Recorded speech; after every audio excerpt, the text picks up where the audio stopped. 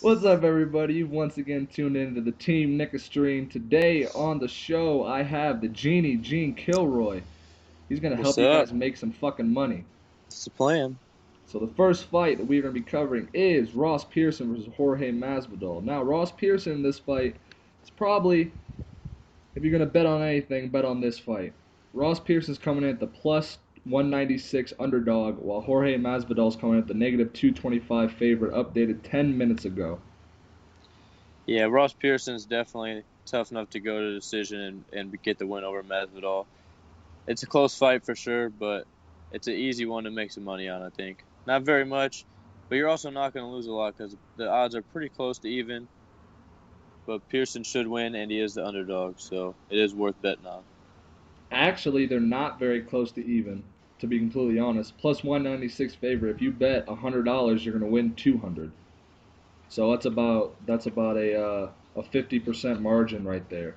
Now, this fight, I'm scared if it goes to decision. If it goes to decision, either one can get it because I think Ross Pearson and Jorge Masvidal are the two biggest losers when it comes to decision wins. They lose every single fight they're supposed to win that goes to decision. I swear to God. Yeah, they get fucked a lot. Now, Who's after that? it's going to be Nikita Krylov versus Ed Herman. Ed Herman's coming in at the underdog of 140, and Krylov's coming in at negative 152. Pretty close odds. They're both fucking asses. So, I mean, I which fucking hate them both. which God damn it. it's this fight's pretty much one that whoever fucks up first is going to lose. I personally wouldn't even want to win money betting on either of these guys because I dislike them so much. But Ed Herman should win. He's just a better fighter in martial arts than Krylov, and he's a lot more experienced, so he should get the win for sure. And he's also the underdog. So you bet $140, you make Oh shit! you actually bet $100, you make 140. So you bet $10, you make 14. All depends on how much money you're willing to spend. This isn't one of those fights that, or one of those cards that you're gonna make crazy amount of money on. I think that the fucking the odds makers are finally starting to get people who know MMA in there. So your time for making big money on every card's fucking over, unfortunately. Yeah, but that's still two upsets early in the card. Even if you're not betting a lot at big odds, you can still make a quite a bit of money if you get 3 or 4 upsets in one night. That's true. Now here is the biggest margin on the entire card: Matt Brown versus Jake Ellenberger.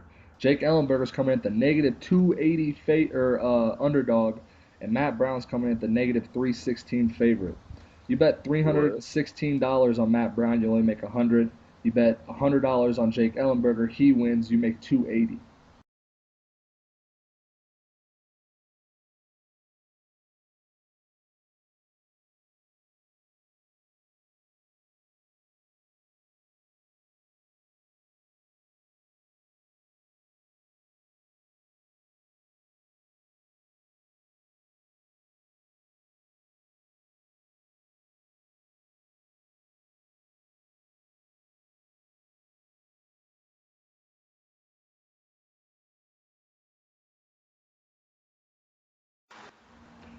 What the fuck? What the fuck? Anyway, Pissed. Matt Brown is probably more than likely going to win this, so I wouldn't bet money on it. But there is always a possibility for an upset. Jake Ellenberger's been a turd lately, and Matt Brown's been fighting top level guys. I'd give this one to Matt Brown. I wouldn't bet on it personally, but if you have a little bit of money to spare, there's still always a possibility for upset. Yeah, Jake Ellenberger's got heavy hands. There could be upset, but I wouldn't risk money on it. Matt Brown, he should win. Next fight, Justin Scoggins versus Ian McCall. This is gonna be a good ass fight. It all kind of depends on if Ian McCall's got his ring rust off or not. He's the plus 211 underdog. Scoggins is coming at the negative 240 favorite. Yeah, if Ian McCall is like in shape and healthy for the first time in a long time, that's a scary dude. He's the only dude that's been close to beating DJ, so that's definitely an upset worth betting on. I do think Scoggins is gonna win, but if you wanna feeling risky and want to try a couple bucks, that's definitely gonna be a good one to put it on. Next fight, two people whose last names 95% of the whole world mispronounces. Rose Namajunas versus Carolina, whatever the fuck her last name is. Now, important to note, Carolina is the only female in striking that has more striking credentials than Joanna, the 115 champ. So Carolina's coming in at the plus 210 underdog. Rose is at the negative 224 favorite. I don't know much about the Carolina chick besides she's 9-0. We could see a similar upset to as a Holly versus Ronda in Should be. this one. Maybe. Uh, this is probably the most likely upset on the card. I think Rose is in a good spot. She's been on a win streak. She looks good. I think she's gonna win. But if I was gonna pick one upset for sure that would be the best way to make money that a lot of people are gonna pick, it might be this one. Because I don't think a lot of people are gonna bet against Rose right now. So I think this would be a good one to win a couple bucks on. And as the I think with this fight, as it gets closer to the fight, the odds change based off of who is betting on which fighter as well. And I think the closer you get, the more the embeds will come out, more people are gonna pick Rose, even though Carolina's pretty fucking confident. So you want to make a little bit of money? Bet $100, win 200 on Carolina. Now, final fight: Robbie Lawler versus Tyron Woodley. I really wish they would have fucking made this Robbie Lawler versus Stephen Thompson. They're fucking. Anybody else? Anybody else? Literally. I don't know why Tyron got this fucking title shot. Because they've been fucking him for a long time, and they got backed into a corner, and they eventually had to give him one. Yeah, well, how long did they fuck Frankie Edgar for? And they fucked up, and they let him beat enough people that they had to give him another one too. And they put him against the one guy who's his kryptonite.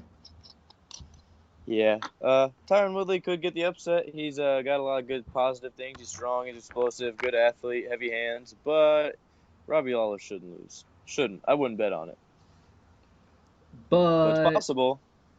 But the one thing that determines this fight is has the amount of wars that Robbie Lawler has gotten into caught up to him. If Robbie Lawler's the same Robbie Lawler that came out versus Rory McDonald versus fucking Carlos Condit, if he versus Johnny Hendricks, if he hasn't been worn down by the punishment that he's taken, then Robbie Lawler gets this, I think, third or fourth round TKO. The only chance Tyron has is knocking him in the first 2 rounds. Yeah, if it goes past the second round, Tyron can't win. He doesn't have the conditioning. He's a super great athlete, but he's got too much muscle mass, and it's been proven time and time again you can't carry it for 5 rounds.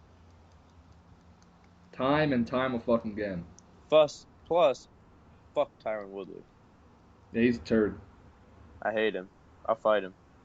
170. Please. Let's get it. Make it happen, Dana. They better test his ass, though. For sure. He fails the smell test. Well, as conveniently as it is, people, my dog's being a bitch and won't shut up. And that's the end of the card. So, of all fights, I bet on Rose and Carolina, but I mean, there isn't any major upset that I can say for sure is going to happen. Besides, maybe the Genie Jeans prediction on Ross Pearson versus Jorge Masvidal. Yep, I'll tell you. If I'm going to tell you to pick one upset on this card, it's Ross Pearson. Don't sleep on him and don't keep on Team Nicostream. This is Gusto, Gene Roy, and Hollywood saying peace the fuck out and stay tuned for next time.